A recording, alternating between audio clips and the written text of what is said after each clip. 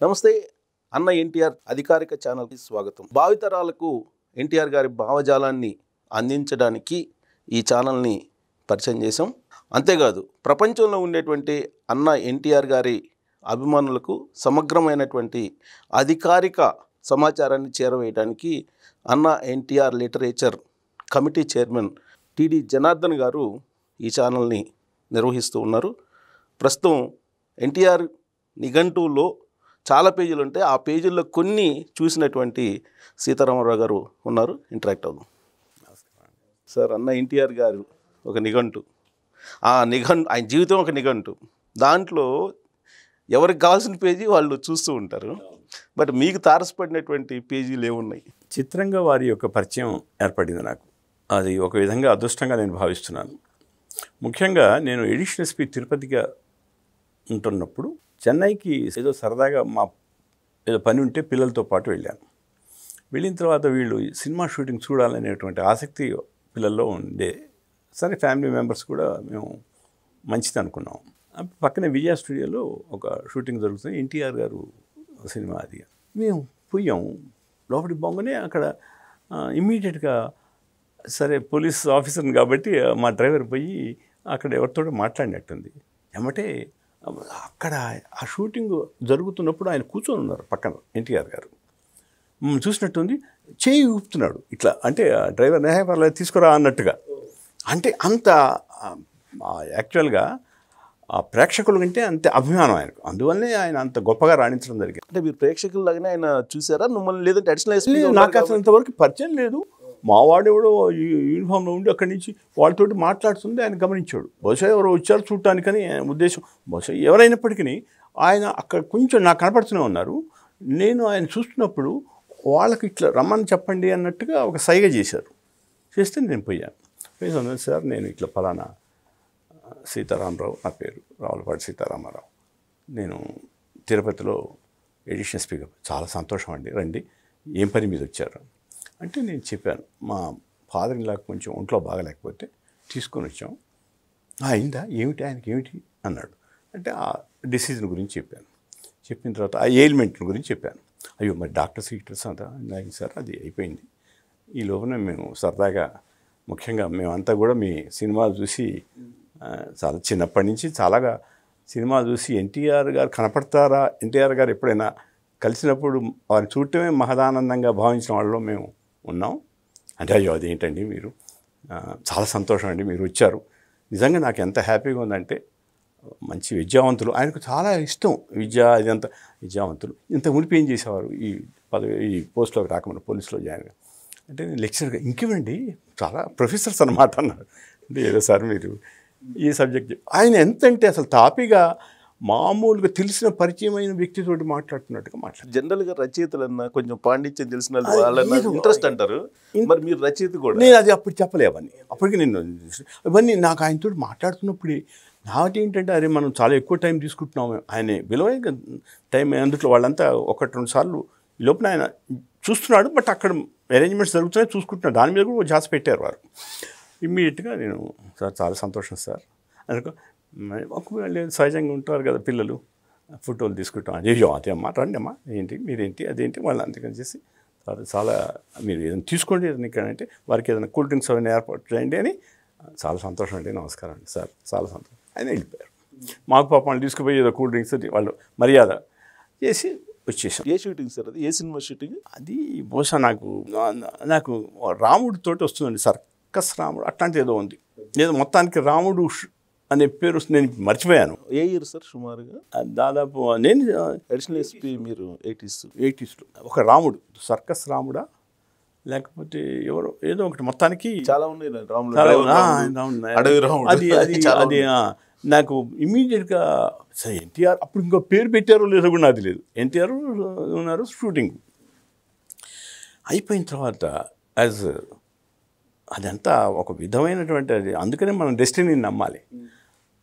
83లో ఆయన అక్కడి నుంచి ఆయన కంటెస్ట్ చేయడానికి, అంతకు మునిపే మహానాడు అక్కడి ఫస్ట్ స్టార్ట్ అయింది. మహానాడు అంటే ఒక పెద్ద సభ, ఆ పేరు ఏం పెట్టారో కానీ తిరుపతిలోనే స్టార్ట్ అయింది.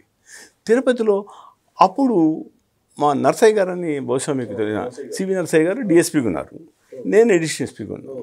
అయినప్పుడు నేను ఆ టైంలో ఆ పీరియడ్లో నేను సెలవు మీద పోవాల్సి వచ్చింది. ఏదో మా ఫాదర్ ఇన్ లా అని చెప్పాను కదా, ఆయన ఉంటే నేను వెళ్ళిపోవాల్సి. ఆయన నర్సయ్య గారు చెప్పాను నేను చూసుకుంటాను సార్. దాంతో ఆయన చూసుకోవడం మంచిగా అక్కడ పెద్దది చేయటం. అక్కడి నుంచి ఇమీడియట్ అది అయిన తర్వాత ఎలక్షన్స్ ఎప్పుడైతే అనౌన్స్ అయినావో ఆయన క్యాండిడేట్, అంటే నేను ఇక్కడి నుంచి కంటెస్ట్ చేస్తున్నాను. దీంతోపాటు ఇంకో మిగతా ప్రదేశాల్లో కూడా చేశారు, కానీ మన స్టేట్లో అప్పుడు అన్డివైడెడ్ స్టేట్ గుడివాడ చేశారు. గుడివాడ అది చేసిన దాట్ ఇమీడియట్గా నేను ఫార్వర్డ్ చేస్తున్నారు. అన్న తర్వాత విపరీతమైన క్రేజ్, తిరుపతిలో ఎన్టీఆర్ గారు ఇక్కడ కంటెస్ట్ చేస్తున్నారు అని. అది బాగా మేము అన్ని రకాలుగా జాగ్రత్తలు తీసుకున్నాం. ఎట్లా వచ్చిందంటే January 3, 1983 అనుకుంటాను. అక్కడ January 3 నాడు సైన్స్ కాన్ఫరెన్స్ కాంగ్రెస్ అప్పుడు తిరుపతిలో పెట్టారు. అది ఎట్లా వచ్చిందంటే ఇందిరాగాంధీ గారు వస్తున్నారు అక్కడ. ఆమె కూడా లాస్ట్ డే ఆఫ్ వాళ్ళ దాంతో ఎలక్షనీరింగ్ అయిపోతుంది, అంటే ఈ క్యాన్వాసింగ్ అయిపోతుంది ఆ ఈవినింగ్ తోటి. ఆ నెక్స్ట్ డే తోటి అయిపోతుంది, అంటే మధ్యలో గ్యాప్ ఉంటుంది కదా, 48 hours ముందు గ్యాప్ ఉంటుంది కదా. ఆ just last day of electioneering దానికోసమని అదే రోజున వీరు కూడా పెట్టుకున్నారు.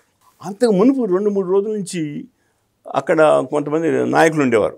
నా జ్ఞాపకంలో శివరామమూర్తి గారు అని, తర్వాత ఆయన నాయుడు గారు ఉండేవారు.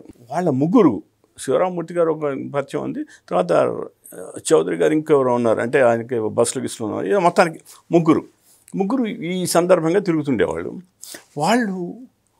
వాళ్ళకి భయం ఏంటంటే మన ఏం వస్తున్నారు ఇందిరాగాంధీ గారు వచ్చినప్పుడు ఆమె పెద్ద ఇది ఉంటుంది.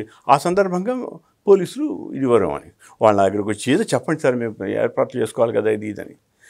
నేను తెలుసుకుంటాలేంటి. అది జనరల్గా ఏంటంటే మా ఎస్పీ గారు అప్పుడు సికే రావు అని ఉండేవారు, కోటేశ్వరరావు గారిని, తర్వాత డిఐజీ శ్రీరామ్ కుమార్ గారు ఉండేవారు, ఆనందరామ్ డీజీ గారు ఉండేవారు.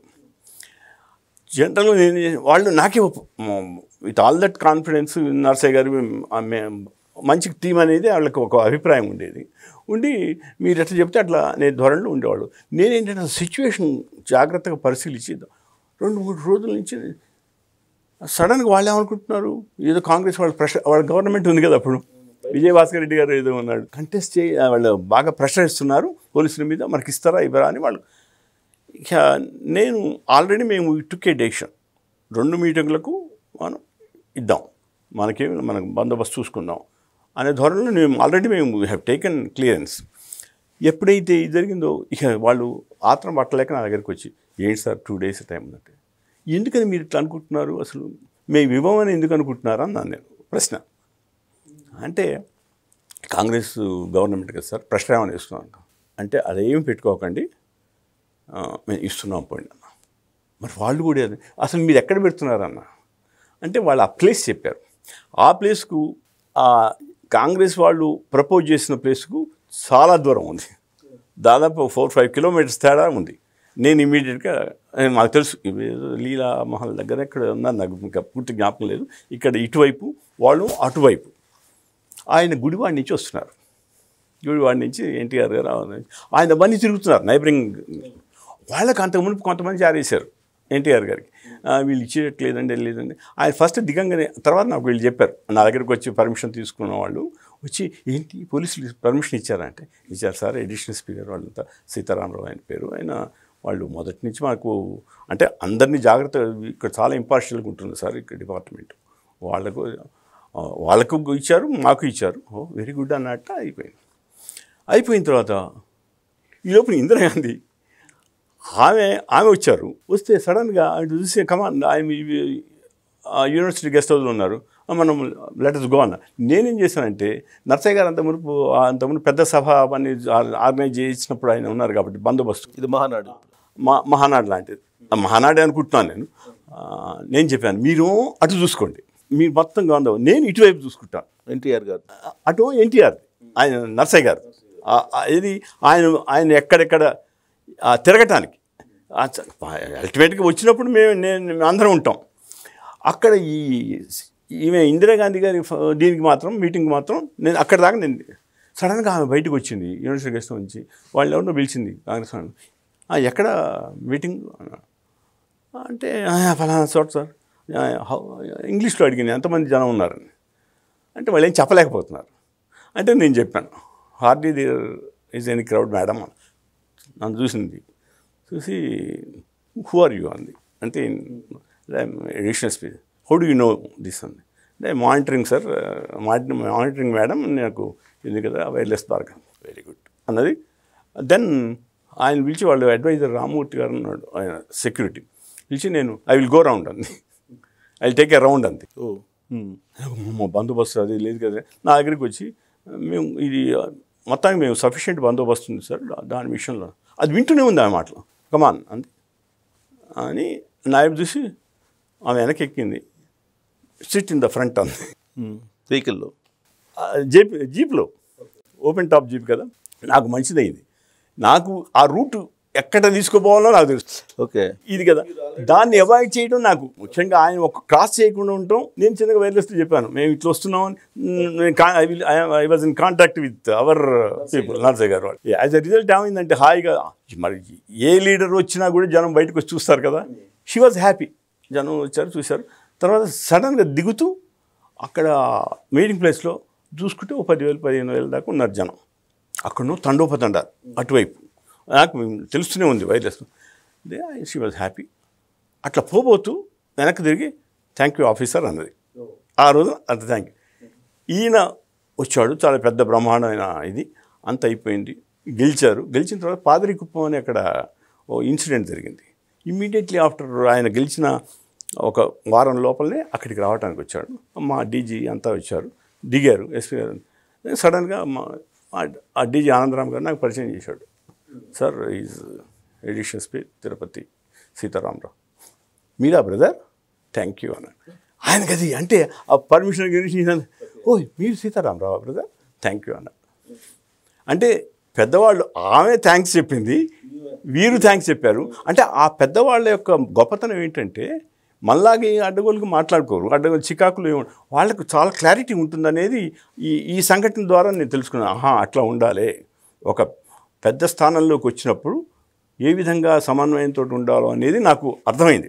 అది రివీల్ చేసుకోలేదా ఆయన ఆ టైంలో? మీరు సినిమా షూటింగ్ అప్పుడు కలిసింది ఆయన జ్ఞాపకం లేదు. అబ్బే అది జ్ఞాపకం లేదు. ఆయనకి ఏదో ఎడిషనల్ స్పీచ్ ఆయనకు అసలు జ్ఞాపకం లేదు. ప్రాక్టికల్లీ నేను చెప్తున్నాను, నాకు ఆయన సినిమా యాక్టర్ వాళ్ళే రోజుకి అంతమంది ఆయన చూసిపోతుండేవాళ్ళు. అందుకని అసలు జ్ఞాపకం లేదు. అయిపోయింది. అది ఫస్ట్ అండి. తర్వాత సంభవ ఎడిషనల్ స్పీచ్ ఎన్నోసార్లు ఆయన రావటం వచ్చి జరిగింది. చాలాసార్లు ఆయన చాలా జాగ్రత్తగా గమనించాడు. సంభవ ఈ felt that we are taking care of. ఒక్కొక్కప్పుడు ఆయన ఏమిటి బ్రదర్ వీళ్ళంతా ఎవరు చుట్టూ తిరుగుతున్నారు అనేవాడు. అంటే రింగ్ రౌండ్ సిస్టమ్ సర్వీస్ ఏంటి వాళ్ళు వచ్చి నా కాళ్ళకు తొక్కుతున్నారు ఆయన. అంటే వీళ్ళేంటంటే ఎంతైనా ఆయన సినిమా యాక్టర్ గ్రేట్, ఆయన చూడాలని ఆదురదు. వీళ్ళు ఎంత బందోబస్తు ఏది సెక్యూరిటీ కోసం ఉన్నప్పటికీ జరిగింది కదా. ఇమీడియట్గా లేదు సార్ నేను చెప్తాను సార్ అట్లా. ఒక్కొక్కప్పుడు చాలా పెద్ద మా డిఐజీ గారు అప్పుడు ఎవరో ఉండి కొంచెం బందోబస్తు బాగా, ఎందుకంటే చాలా ప్రొటెక్షన్ బాగా ఇవ్వాలనే ఉద్దేశంతో చాలామంది పోలీసులు పెట్టి, నాకెందుకు పోలీసులు పెట్టారు ఇంతమందిని, ప్రజల నుంచి దూరం చేద్దాం అనుకుంటున్నారా, తీసేయండి బ్రదర్ ఇటునే. ఇట్లాంటివన్నీ సార్ నడుస్తుండే, ఉత్సాహంగా ఉండేది మాకు ఎన్టీఆర్ అది చాలా హ్యాపీగా ఉండేది. అవన్నీ చాలా చక్కగా. ఒకసారి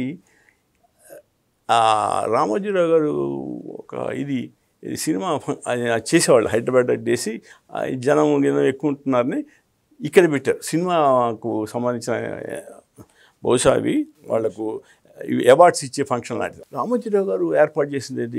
నాకు ఐ డోంట్ ఎగ్జాక్ట్లీ రిమెంబర్. ఆ సందర్భంగా తిరుపతిలో పెట్టినప్పుడు ఎవ్రీబడి ఫెల్ట్ దట్ అమ్మో జనం ఉంది. అప్పుడు రావు గోపాల్ గారు ఎంత బాబు ఈ జనం బాబు ఇంకా రాలేదు, లేట్ అయింది. నేను మ్యాగ్ తీసుకొని వస్తున్నారు, ఇక్కడ వస్తున్నారు, అక్కడ వస్తున్నారు, ఏదో మొత్తానికి ఆయన వచ్చారు. ఈ ఫెల్ట్ హ్యాపీ. జనం ఏమీ లేకుండా తెల్లవారుతాను నేను ఎస్పీ మేమంతా కలిసి చూడటానికి పోయాం. తెల్లవారుతాను 5ంటికి గెస్ట్ హౌస్లో మమ్మల్ని చూశారు. పోలీస్ బందోబస్తు చాలా బాగుందండి. ఆయన ఇమ్మీడియట్గా దాన్ని రికగ్నైజ్ చేయటమే కాకుండా ప్యాచ్ చేయటం, చాలా ఎక్కడ ఇన్సిడెంట్ లేకుండా ఎంత నేను 4 గంటలు లేట్ అయినప్పటికీ కూడా జనం అంతమంది ఉన్నప్పటికీ కూడా అందరూ అంతగా ఉన్నారు. చాలా సంతోషం అండి. పోలీసు వాళ్ళకి తప్పకుండా మీ మన సబార్డినేట్స్ మీ వాళ్ళందరికీ థ్యాంక్స్ చెప్పండి నా తరఫున.